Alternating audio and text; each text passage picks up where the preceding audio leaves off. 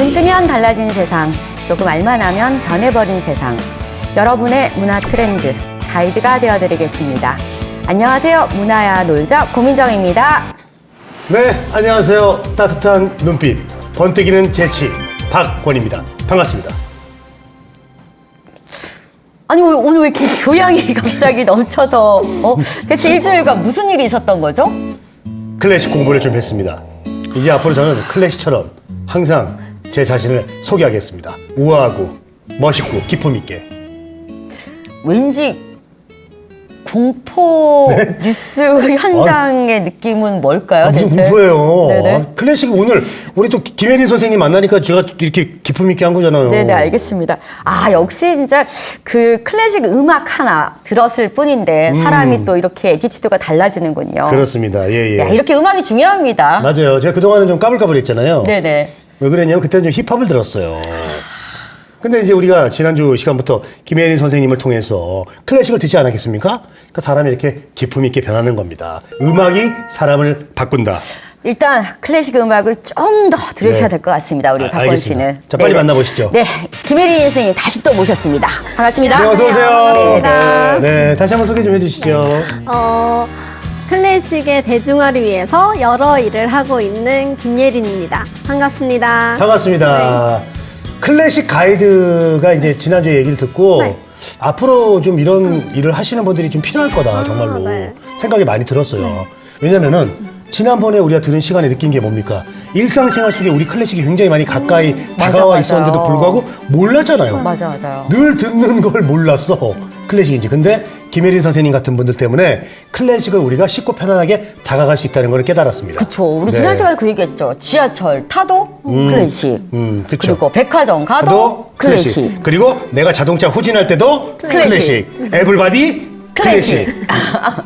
그래서 클래식이 진짜 우리 삶 곳곳에 이렇게 다 편안하게 평화롭게 기분 좋게 있는데 그걸 몰랐네요 우리가. 근데 그러니까요. 지금 드는 생각은 정말 이 클래식을 그 유치원 아이들과 초등학교 여기에 의무적으로 네. 굉장히 그 클래식 가이드가 네, 의무 수업으로 좀 들어가야 되지 않을까 이런 생각을 잠깐 해봤습니다. 방금 클래식 가이드 하니까 네네. 클래식 가이드가 되어드리겠습니다. 이거 오프닝 생각 항상 똑같이 하시니까 그게 생각이 나요. 아니 근데 되게 필요하다는 생각이 드네요 정말. 의무 교육으로. 네, 맞아요. 거기에 대해서 우리 예린 선생님은 어떻게 생각하세요? 제가 아까 엔잠러라고 소개를 드렸었는데 사실 예. 제가 클래식 가이드를 하고 있는 또 하나의 역할이 뭐냐면요. 여러 초중고등학교에서 제가 음악 수업이나 오케스트라 수업, 플룻 수업을 하고 있습니다. 여기서 이제 음악 수업에서 클래식 음악에 대해서 이렇게 아이들에게 설명을 해주고 가르쳐 주는데요. 사실 왜 저희가 초등학교나 중학교, 고등학교에 음악 수업이 있잖아요. 네. 그렇게 정식 과목으로도 있고, 그리고 거기서 사실 많은 음악 시간에서 클래식을 가르치고 있거든요. 근데 사실 그냥 수업 시간에 배우는 아이들 입장에서는 좀 지루하기 때문에 이런 좀 클래식 가이드나 이런 게 좀 더 전문적으로 필요하지 않을까 싶기도 하고, 그래서 사실 저는 아이들에게 학교에서 수업을 지금 여러 초중고등학교에서 14년째 음악 수업, 오케스트라 수업, 그리고 플룻 수업 등을 14년이나요? 하고 있거든요. 그게 사실 클래식의 대중화를 위해서 제가 한 일환으로 계속 수업을 여태까지 14년째 해오고 있는 것 같습니다. 그러면- 어쩐지 이렇게 그 편안하게 설명하시고 이끌어주시고 우리를- 하는 게 그런 우리를- 노하우 경험이 있으셔서 우리를 마치 그러시군요. 초등학생 대하듯이 하지 않습니까? 우리를 사실 그게 우리가 되게 많이 모르니까 필요한 거예요. 아니 그럼 우리 친구들의 네. 클래식에 대한 반응은 어때요? 되게 선생님 되게 어렵고 지루할 줄 알았는데 막상 연주해보니까 재밌어요. 되게 악기를 조금 더 배워보고 싶어요. 이렇게 정말 되게 초롱초롱하고 반짝반짝한 눈으로 와서 저에게 질문한 아이들도 많고요. 그리고 요즘 어떤 학교들은 약간 1인 1학기 네. 의무적으로 이렇게 해서 수업을 듣기도 하고요. 아니면 오케스트라 수업 등 이렇게 많은 클래식 수업들도 듣고 연주도 직접 해보고 이런 시간들이 요즘은 많이 늘어난 것 같습니다. 우리 아이들 왜냐면 우리 고 박사님도 이제 초등학생 딸을 두고 계신데 우리 친구들 정서에 저는 클래식 음악이 참 좋고 악기 하나쯤 다룰 줄 아는 게 얼마나 좋습니까? 자기 인생을 어떤 윤택나는 인생을 위해서라도 어때요? 그렇죠. 뭐 가르치고 있죠, 따님은? 저희 딸은요, 네. 그 기본적으로 트라이앵글, 트라이앵글하고 캐스터네츠, 오. 탬버린. 이런 리코드. 리코더. 네. 그렇죠, 왜? 리코더, 사실 리코더가 플룻 시작하기 전에 많이 해요. 그래서 사실 리코더는 왜 초등학교 음악 시간에 리코더 많이 하잖아요. 근데 리코더도 유명한 Y사의 리코더도 있는 등 사실 리코더도 많이 연주를 하고요. 네. 그리고 사실 리코더를 하고 나서 뭐 플룻뿐만 아니라 오보에, 클라리넷 등등 이렇게 부는 악기를 하고 싶어하는 친구들도 있습니다. 그래서 리코더가 그 부는 악기들의 기본이 되고요. 사실 리코더 전문 연주자들도 있어요. 그리고 뭐 트라이앵글 캐스터네츠 같은 경우도 저희 타악기라고 하죠. 타악기. 그렇죠. 뭐 심벌즈, 팀파니, 마림바 등등등 그런 전문 타악기 연주자들이 실제로 캐스터네츠나 트라이앵글을 연주를 하기도 합니다. 따로 그 연주가가 전문으로 있는 건 아니죠? 네, 근데 타악기 연주자가 다 하는 하고요. 거구나. 그리고 리코더는 사실 전문 연주자가 있어요. 그래요? 네, 소수가 있습니다. 그럼 이거 뭐예요? 이거 스르르 치는 거 이거? 그것도 이제 그거 뭐예요? 그것도 타악기 한 종류예요. 타악기 연주자가 한꺼번에 다. 뭔지 알죠? 이렇게 스르르 스르르 이렇게 치는 소리 거. 나는 거. 이렇게 네네네네. 크리스마스 너무 음악이나 예쁘더라고요. 그쵸, 소리가 그쵸. 너무 아름답죠. 근데 우리가 근데 그 클래식을 즐긴다 이러면 딱 편견이 하나 있는 게 뭐냐면 클래식은 돈이 많이 들어간다 이런 편견이 있어요. 어렸을 때 음악을 하려면 네. 그리고 우리가 듣는 콘서트 비용도 그쵸. 그런 클래식 공연이 왠지 더 비쌀 것 같아요. 그렇죠. 이제 그런 부분 때문에 클래식에 대한 사람들이 이제 이거는 너무 참 약간 화려하고 비싼 음악이다. 뭐 약간 그런 영역이다. 이런 편견이 있어서 네. 그걸 쉽게 접근하지 못한 이런 사람들이 있거든요. 네. 그 편견을 오늘 좀 선생님이 좀 깨주셔야 그래요. 돼요. 네. 사실 많은 분들이 그런 편견을 가지세요. 클래식은 돈 많은 사람들이나 소수만 즐기고 연주할 수 있는 문화가 아니냐 하는 질문들을 많이 그치, 하시는데요. 상류 문화가 아니냐. 근데 사실 그게 저는 비싼 연주의 티켓 값이나 아니면 일부에서 말씀드렸던 약간 비싼 악기값 때문이라고 저는 생각해요. 근데 사실 찾아보면 비싼 연주의 티켓값, 그러니까 연주의 티켓값이 비싼 연주에만 있는 게 아니거든요. 그럴 것 같아요. 그러니까 사실 10,000원의 행복이라고 해서요. 10,000원 티켓값이 10,000원인 공연도 있고요. 그리고 사실 찾아보시면 시에서 하는 시립교향악단에서 무료로 시민들을 위해서 이렇게 연주회들을 개방하고 연주회를 많이 여는 프로그램도 많이 있습니다. 우리가 안 찾아봐서 그런 걸 수도 있어요. 찾아보면 우리가 공연을 그런 걸 또 쉽게 가서 볼 수 있을 것 같아요. 근데 사실 이렇게 찾아보는 맞아요. 것도 이게 쉬운 일이 아니어가지고 오히려 좀 더 많이 클래식 이런 부분들도 주변에 좀 더 많이 막 홍보가 더 많이 됐으면 좋겠어요. 홍보가 좀 부족한 것 같아요. 맞아요. 사실 이런 프로그램을 찾아보시기 어려워요. 어려우신 게 맞아요. 사실 저희는 연주자니까 아는 거지 사실 이런 프로그램을 찾기가 좀 힘든 실정이거든요. 그래서 저는 요즘 너튜브 많이 하시잖아요. 네. 너튜브에 요즘은 특히 클래식 관련 채널들이 꽤 있더라고요. 그래서 좀 우리가 쉽게 접하고 쉽게 즐길 수 있는 그런 컨텐츠들이 요즘은 좀 많아진 것 같습니다. 네. 좋습니다. 그럼 그렇게 알고 보면 쉬운 그리고 가까운 클래식. 오늘 주제는 뭐가 있을까요? 네, 오늘은 대중음악이나 예. 드라마, 영화 등 미디어에서 즐길 수 있는 클래식 음악에 대해서 준비해봤습니다. 와, 재밌겠다. 이거는 정말 모두가 다 바로 딱 들으면 알 수 있는. 이런 거 재밌어요. 그쵸. 왜 예전에 막 영어 회화 배우고 이런 것도 막 그 드라마나 영화 이런 거 통해가지고 배우면 쉽게 배우고 막 이랬잖아요. 맞아요. 예. 우리 영화 속에 뭐 명대사. 맞아요. 네, 이런 걸로 해갖고 그랬잖아요. 그런 것처럼, 이렇게 아니라 빨리 들어갑시다. 그래요. 네네. 뭐 어떤 거, 뭐부터 한번 알아볼까요, 우리? 저희 우선 드라마 네네네. 속의 클래식부터 알아볼까요? 드라마 속의 클래식. 네. 빠밤. 제일 클래식 드라마 하면 가장 먼저 떠오르는 저 있어요. 우리나라에서. 뭐죠? 정말. 뭐야? 그건 뭐예요? 잊을 수가 없어요. 배트맨 바이러스. 베토벤 맞습니다. 바이러스. 이거는 정말 그거 하나로 클래식 열풍이 불었어요, 맞아요. 정말. 김명민 씨 너무 좋아. 네. 멋있잖아. 그 외 똥덩어리라는 맞아요. 네. 뚝뚝이. 명대사를 남긴 강마애. 네. 김명민 배우가 맡은 강마애가 출연한 베토벤 바이러스 많이 기억하실 텐데요. 네네. 사실 저는 그거를 서울예고 다닐 때 그 드라마가 방영이 됐거든요.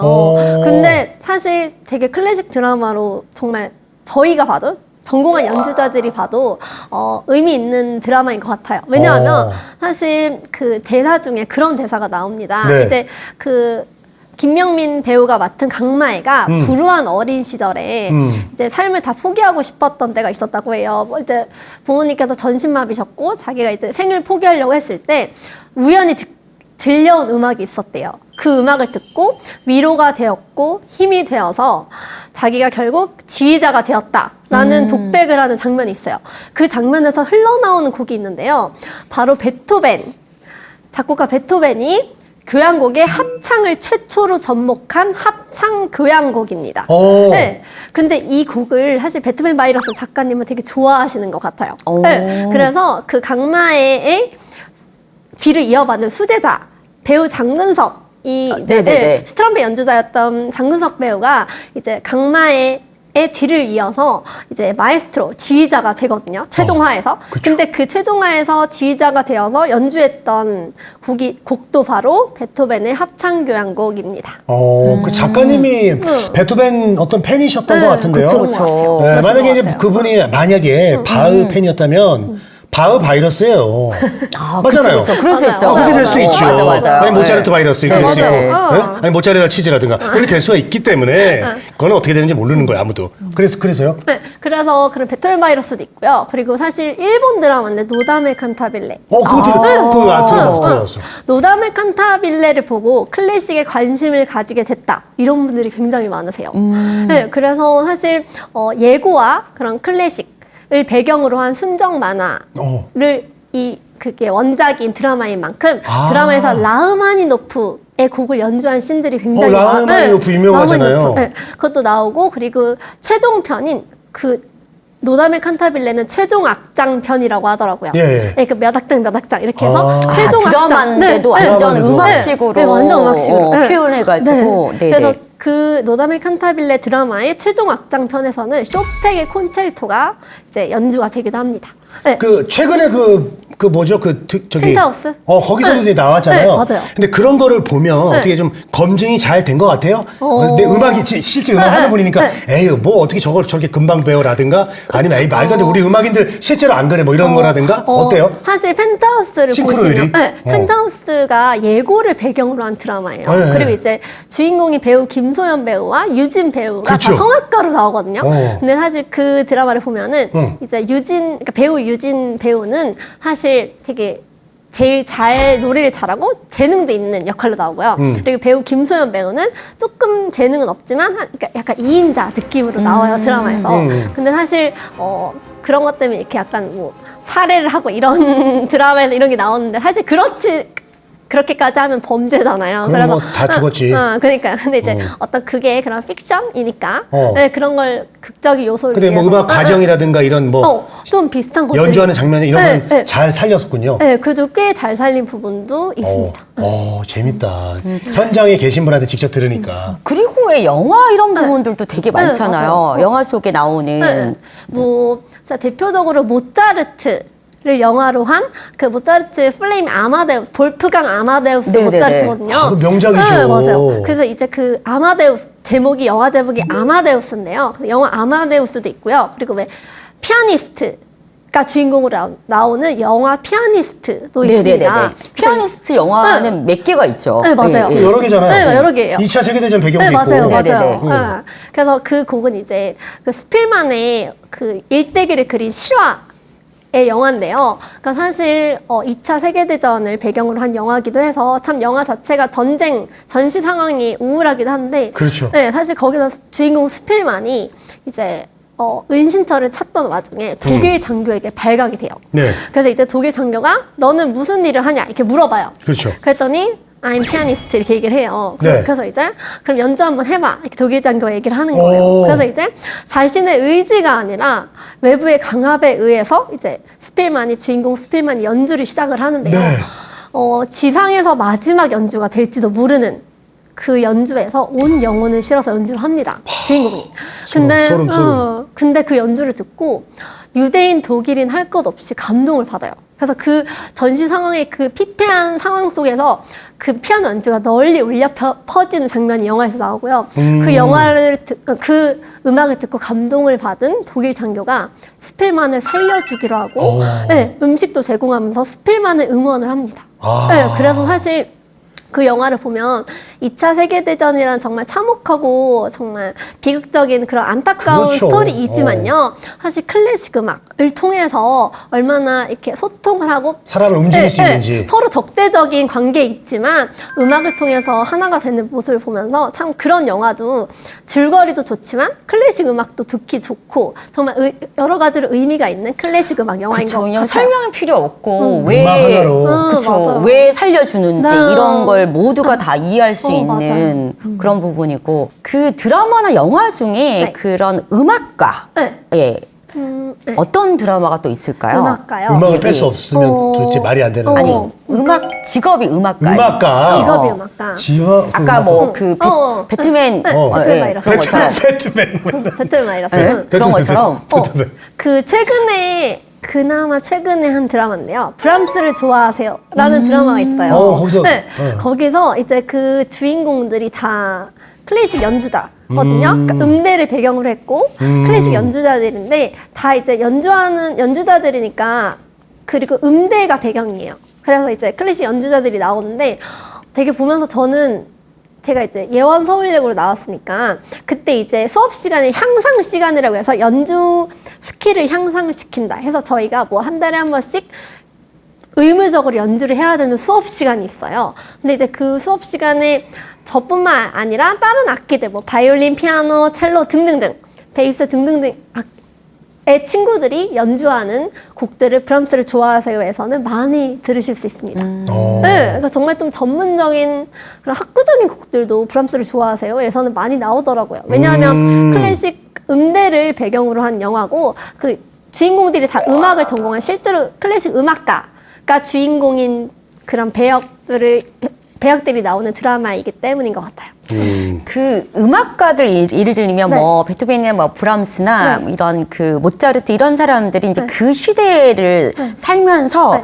그 시대에 본인들이 살았던 이 삶이 본인 그 음악에 영향을 주고 네. 이런 것들이 맞아요. 또 영화로 만들어지고 네. 해서 그런 또 재밌는 스토리들이 있더라고요. 제가 하나 말씀드리고 네, 싶은데 네. 방금 말씀드린 브람스를 좋아하세요 같은 경우에 브람스가 사실 1800년대에 되게 비극적인 사랑 이야기의 주인공이었어요. 그러니까 사실 뭐냐면 브람스가 스승의 와이프를 사랑을 했어요. 스승의 와이프를. 네. 그래서 그 스승이 바로 그 낭만주의 시대 작곡가로 유명한 로베르트 슈만입니다. 네. 근데 슈만이 사실 클라라라는 여인과 결혼을 했는데요. 클라라 슈만도 피아니스트였습니다. 근데 사실 유로화가 생기기 전에 독일 집회에 클라라 슈만이 그 초상화가 등장할 정도로 클라라 슈만은 미모와 재능을 갖춘 음악적인 재능까지 갖춘 그런 여인이었어요. 근데 이제 슈만이 클라라 슈만과 결혼을 했는데 그 브람스가 슈만의 제자였거든요. 그래서 이제 슈만의 집에 가서 레슨을 받다가 첫사랑을 만났는데 그게 스승의 와이프였습니다. 아이고. 근데 그렇지만 브람스는 스승에 대한 그 존경과 어. 의리의 의미로 끝까지 사랑을 표현하지 않아요. 그리고 뭐 잠시 약혼이나 여자친구가 있다는 후문도 있지만요. 평생 결혼을 하지 않아요. 그래요? 네, 그래서 브람스가 평생 그 스승에 대한 존경의 의미와 그리고 어쨌든 자신의 그런 사랑을 내면 속으로만 간직을 말할 수 없는 비밀처럼 간직을 하는데요.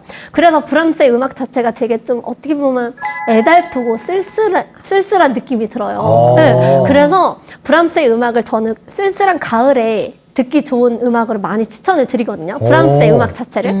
그리고 사실 그 방금 말씀드린 브람스를 좋아하세요 드라마도 네. 2020년 9월에 시작해서 가을에 딱 방영을 했더라고요. 그때 듣기 좋은 브람스의 곡들을. 아니, 그 결혼을 하지 좀 왜 안 했을까? 왜 이렇게 남의 그 여인을 그렇게 좋아하고 마음속으로 그렇게 했을까? 왜 아니 그랬을까? 뭐 본인 얘기를 지금 하고 계시는 거예요 지금? 아니 진짜로. 아니 그러면 만약에 진짜 그 실제로 그 부인 스승의 부인하고 뭔가 이루어졌거나 아니면은 포기하고 다른 여자를 만나서 행복한 사랑을 했다면 브람스의 음악 스타일이 달라졌을 수도 있잖아요. 또 완전 달라질 수 있겠죠. 그래서 그런 거예요. 물어본 거예요. 아니 이게 보니까 그 시대에 그 작곡가, 음악가 이런 분들은 이제 왕정에서 네. 이제 이렇게 음악가로 활동하고 작곡가로 네. 활동하고 이러다 보니까 대부분 다 파티형으로 하고 맞아요. 또 네. 그래서 개인 무슨 뭐 생일 파티나 네. 뭐 이런 걸로 해가지고 거기 네. 맞춤형으로 맞아요. 작곡하고 뭐 이런 게 있었잖아요. 하다 보니까 이제 곡이 취향이고 이렇게 하는데 네. 근데 또 어떤 작곡가는 보니까 그러다 보니까 그분들은 이제 서민 생활이나 오. 이런 부분들을 알 수가 없잖아요. 네. 예를 들면 저항이라든지 네, 네. 레지스탕스 이런 부분들. 네. 그런데 어떤 한 명의 네. 또 작곡가는 네. 이런 서민 생활, 네. 이런 뭐 선술집 같은 데 가서 네. 막 이런 데 술을 마시고 네, 네. 같이 어울리고 이런 네. 작곡가도 있었다라고. 네. 있어요? 네, 네, 있어요. 네. 꽤 많이 있는데요. 사실 뭐 또 그런 네. 음악들도 그렇게 해서 작곡해서 나와서 또 네. 유명해지고. 네, 어. 맞아요. 그런 작곡가들도 꽤 있습니다. 그래서 뭐 진짜 뭐 그런 선술집이나 아니면 뭐 그런 시장 이런 데서 그런 서민적인 배경을 한 작곡가들도 꽤 많이 있고요. 사실 유럽 왕정이나 궁정에서만 그런 배경으로 한 작곡가들만 있는 건 아닙니다. 그리고 또 제가 하나 말씀드리고 싶은 게 그 혹시 시아의 사랑의 인사에서 멜로디도 나왔었고 시아의 사랑의 인사. 사랑의 인사 옛날 아시죠? 걸그룹. 네, 저 알아요. 그 노래 알아요. 네. 그 사랑의 인사가 사실 클래식 곡이거든요. 아, 어쩐지 네. 좀 네. 우아하더라고. 그러니까 사실 그것도 시아의 사랑의 인사가 그러니까 그 곡이 엘가의 사랑의 인사를 그 멜로디를 모티브로 해서 만든 곡이에요. 네, 근데 이제 제가 이 말씀을 왜 드리냐면요. 네. 그 엘가가 그러니까 영국의 지금은 이제 이 곡으로 유명해졌는데요. 원래 영국의 작곡가 에드워드 엘가는 사실 평민의 아들로 태어나서 사실 신분이나 아니면 학력 그리고 경제력에 있어서 좀 보잘것없다고 해야 되나? 그런 좀 무명의 작곡가였어요. 근데 이 작곡가가 29살 때 자신에게 피아노 레슨을 받으러 왔던 9살 연상의 캐롤라인 앨리스 로버츠를 만납니다. 근데 캐롤라인 앨리스 로버츠는 명문가의 딸로 이렇게 좀 수준 높은 교육을 받은 여인이었어요. 그렇죠. 네, 근데 이제 두 사람은 레슨을 하다 보면서 사랑에 빠졌고 그리고 이제 미래까지 약속하게 되는데요. 네. 이제 이를 탐탁지 않게 여기셨던 캐롤라인 앨리스 로버츠의 아버지가 이 결혼 반대일세 이러면서 이제 반대를 하세요. 그래서 이제 만약에 엘가와 결혼을 한다면 좀 물려주기로 했던 재산을 다 사회에 환원해 버리겠다 이렇게 약간 엄포를 놓으시는데 돈이냐 사랑이냐. 돈이냐 사랑이냐. 그것이 문제로다. 약간 그렇게 되는데 네. 근데 이제 그럼에도 불구하고 캐롤라인 앨리스 로버츠와 엘가는 결혼을 해요. 그래서 결혼을 해요? 네, 결혼을 결국 합니다. 아버지의 뜻을 어기고. 네, 어기고 결혼을 하고 이제 엘가의 능력을 일찌감치 발견을 한 앨리스 로버츠는요. 그의 성공을 위해서 날로 발전을 하도록 내조를 해요.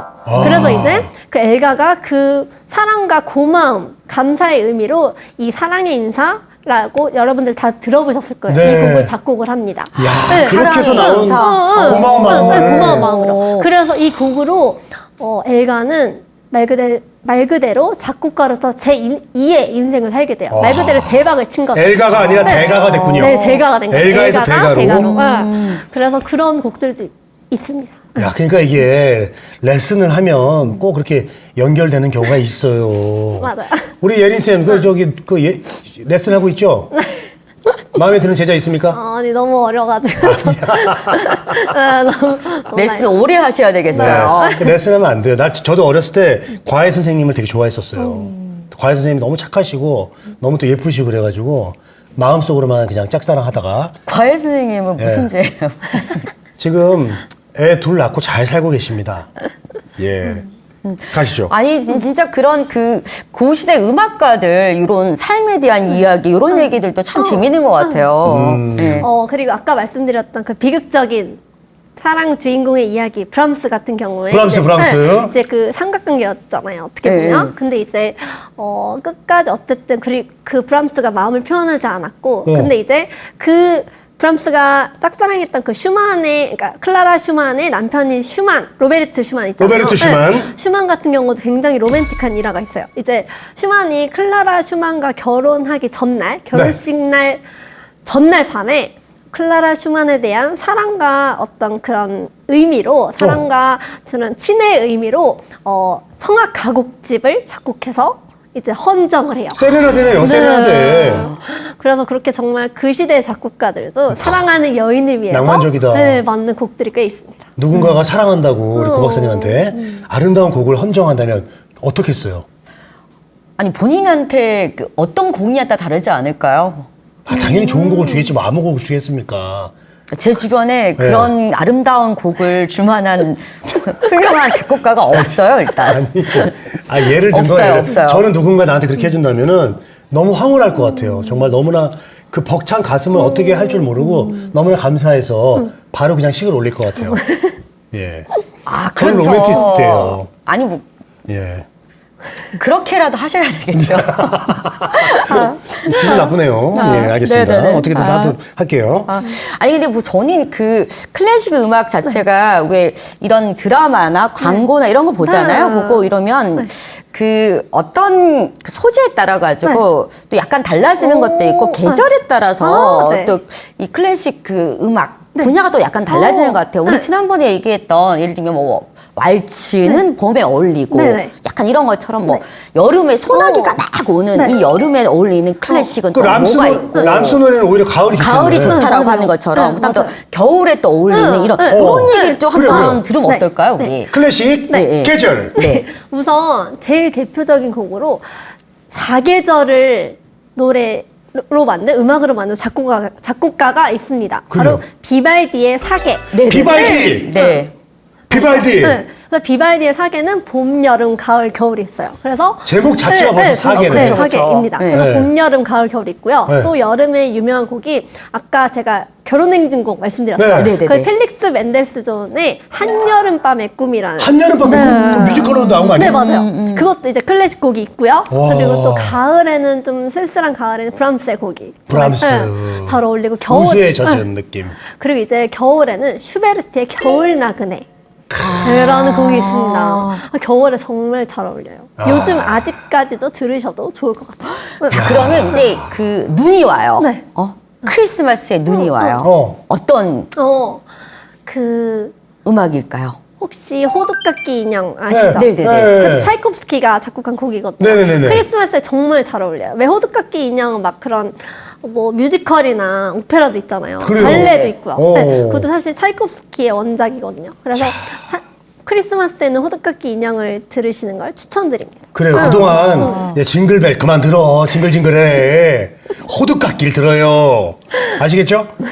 이제 좀 우리가 클래식을 좀 배웠으니까 이제 좀 우아하게 그동안 저기 뭐 이렇게 루돌프 이런 거 많이 했으니까 그렇게 이제 가도록 한번 해보겠습니다. 자, 그리고 자, 이제 봄이 왔어. 뭔가 이제 막 생명이 꿈틀거리고 잔뜩 움츠렸던 우리가 이제 허리를 펴면서 이제 뭐 뭔가 태동을 하고 싶고 밖으로 나가고 싶어요. 개구리도 펄짝 뛰었어요. 예, 뭔가 그 스프링 느낌 뭐 있어요? 스프링 느낌? 스프링 느낌 봄의 왈츠. 봄의 왈츠. 네, 라는 노래도 있고. 아. 진짜 너무 많은데 봄에 관련된 클래식은 진짜 많은 것 같은데. 그리고 이제 막 약간 시작하는 봄도 네, 있지만 완전 정말 그 개나리부터 꽃이 완전 만개해가지고 뭔가 나른해지고 밝은 거, 나른해지면서 네. 편안한 느낌. 네. 저는 사실 차이콥스키의 곡이나 네. 아니면 좀 근대 작가인데요. 스트라빈스키의 네. 노래들이 스트라빈스키. 스트라빈스키. 네, 그러니까 약간 또 러시아 작곡가라서 차이콥스키, 스트라빈스키. 그분들이 그렇게 스키를 타.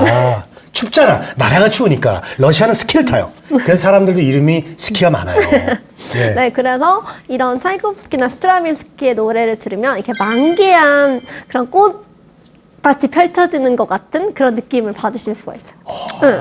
그 여름 이제 자 물속에 퐁동 뛰어들고 싶어. 막 시원하게 막 저 폭포 같은 막 그 막 시원한 물 느낌, 그런 거 물방울 있잖아요. 느낌 없는 물 느낌도 진짜 많은데. 파도 막 시원하게. 워터파크에서 막 물이 막. 막 떨어져요. 막. 이거는 뭔가 행진곡 느낌도 있으면 좋을 것 같은데. 행진곡도 있잖아. 그쵸, 그쵸. 장난감 네. 행진곡도 그것도 응. 그것도 클래식이죠. 네, 맞아요. 그것도 클래식이고 뭐 내가 아는 게 그거밖에 없어. 장난감 행진곡.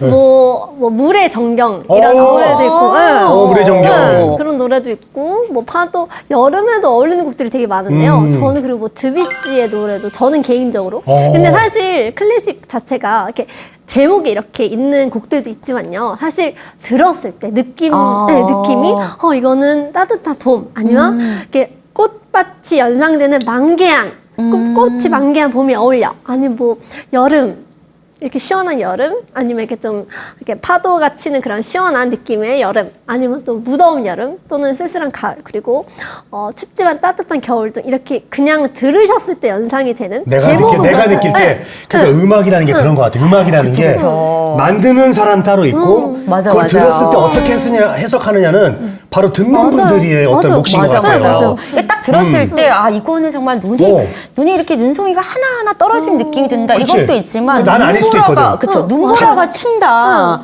이런 느낌이 들을 수도 있는 근데 거죠. 같은 곡을 들어도 네. 사람들마다 해석하는 게 다를 수 있거든. 맞아요. 그러니까 사실 진짜 저는 연주를 그냥 들어보시면 그 자유인 것 같아요. 그 감상평과 그 감상의 느낌 전 자유인 것 같거든요. 그래서 정말 그냥 들으시는 분의 느낌에 맡기는 것 같습니다. 그리고 또 이런 경우도 있어요. 이렇게 들으시는 분에 따라서 이렇게 그런 클래식 곡의 분위기가 달라지기도 하지만요. 사실 그 곡을 해석하고 연주하는 연주자에 따라서도 그 곡의 분위기나 속도, 심지어 속도도 바뀌기도 하거든요. 그래서 우리가 앨범 작업할 때 맞아. 가수들 세션이 중요하다고 맞아요, 하잖아요. 맞아요. 맞아요. 세션 분들이 어떻게 하느냐, 또 어떤 다양한 악기들이 들어가느냐, 악기를 몇 가지 쓰느냐, 여기에 따라 그 앨범의 완성도가 달라지거든요. 그렇죠. 그리고 뭐 이런 그 드라마나 영화 여기에서 사실 음악이 주는 이거 자체가 또 완성도나 흥행 여기에서도 완전 중요한 맞아요. 역할을 또 하고 뭐 있잖아요. 영화 이제 사운드트랙이 되게 중요하죠. 네, 이제 맞아요, 뭐 맞아요. 그 영화가 사실 영화 보고 나서 음악만 남는다는 분도 많아요. 맞아요. 영화 음악 중에 또 아주 기억 남는 거 있습니까? 우리 예린 선생님은? 영화 음악 중에 저는 기억에 남는 거. 예, 그 아까 말씀드린 로미오와 줄리엣도 있을 네, 것이고. 로미오와 줄리엣도 그렇고요. 네. 진짜 많은데 제가 개인적으로 기억에 남는 거는요. 저는 그 영화들 중에 사운드 오브 뮤직 이런 것도 있고. 사운드 오브 뮤직.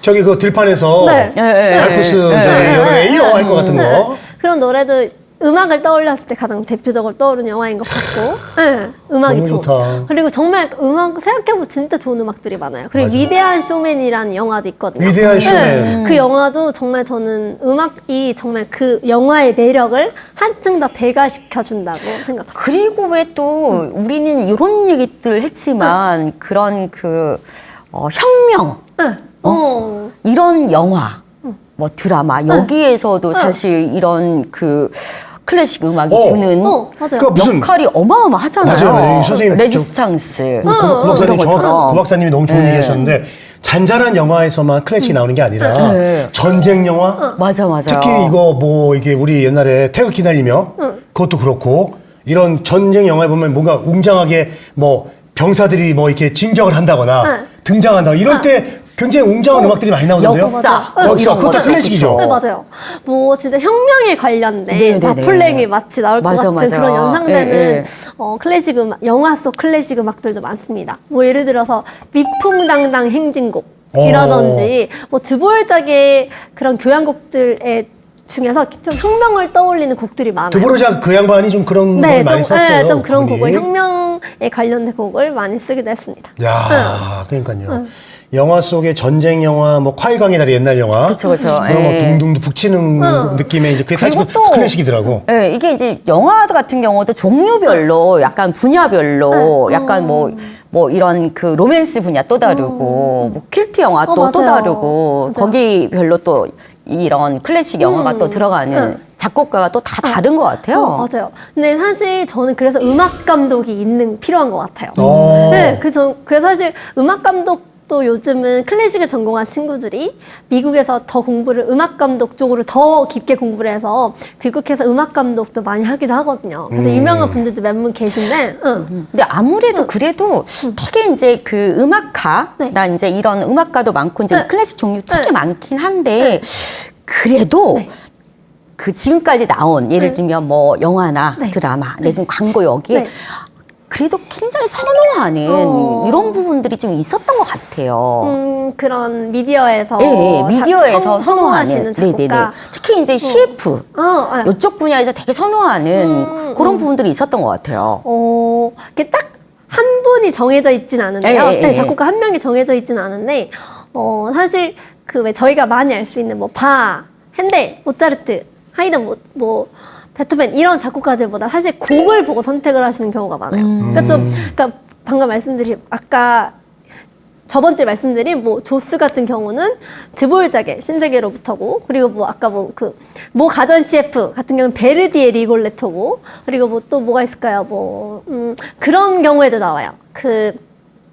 혹시 개그 콘서트에 그 달인을 소개하는 코너에서 따라란 딴딴따라란 문화살롱 느낌. 문화살롱. 그것도 네. 크라이슬러가 작곡한 궁금했어. 사랑의 기쁨이거든요. 아, 그게 사랑의 기쁨이에요? 사랑의 기쁨. 네. 아, 그거 너무 궁금했어요. 그래서 정말 작곡가라기보다는 곡을 보고 선택을 많이 하시는 것 같습니다. 그러니까 오히려 그런 뭐 유명한 프로그램을 통해서 더 알려지는. 네, 맞아요. 이제 그쵸, 그쵸. 그렇죠. 예, 예. 그 뭐라고 그러지? 뭐라고 그러는데?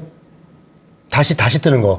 역주행. 역주행. 아, 역주행. 맞아, 맞아. 예, 알고 예. 계시죠, 역주행. 네네네. 예, 그래서 그런 경우 이제 기억나네요. 그 달인 그거, 뭐, 오늘은 뭐 16년간 뭐 수행을 해오신 뭐 김병만 맞아, 선생님. 맞아, 그거 있잖아. 맞아. 그때 그 음악이 나오잖아요. 되게 재밌었어요. 네네, 발레리나 거기서도. 발레리나에. 예, 맞아, 맞아요. 야, 클래식이 정말 여기저기 많이 쓰였네. 우리가 너무 친숙하니까 때로는 이게 클래식이 아닌 줄 알고 그냥 맞아, 들었던. 맞아요. 클래식이도 모르고 들었던 그런 경우가 있어요. 아니 정말 우리가 클래식이 이렇게 어려운 게 아니었네요. 아니었어. 정말. 우리 바로 옆에 이렇게 있었네요. 네, 우리 예린 선생님이 클래식을 우리한테 딱 가지고 와서 우리 옆에 앉혀준 것 같아, 편안하게. 맞아요. 친구하라고. 아, 호주머니 넣고 좀 네. 다니. 여기 있잖아, 지금. 다니는 이제 나와, 이제 느낌이에요, 나와. 정말. 이제 나오세요, 맞아요, 이제. 맞아요. 그만, 이제. 이게. 머리 꽂고 다니고 막 이래야 될 것 같아요. 클래식을. 맞아요, 하나 맞아요. 정도는. 좋습니다. 예, 예, 예. 자, 그러면은 혹시 이런 거 있어요? 밝은 분위기 때는 어떤 거?